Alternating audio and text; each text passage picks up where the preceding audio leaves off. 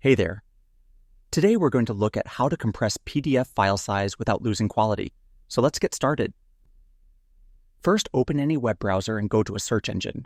Type in ILovePDF, all one word, and hit enter. From the results, choose the official ILovePDF website.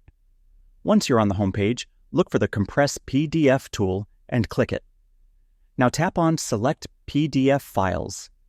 Your file explorer will open. Locate your PDF, select it, and click Open.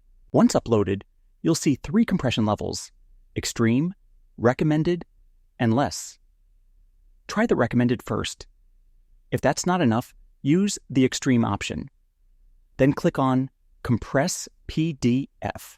The site will quickly compress your file. In this case, the file size was reduced by 45%. Once done, click on Download Compressed PDF. It will be saved in your browser's default download folder, usually called Downloads. And that wraps it up. Appreciate you watching. See you in the next one.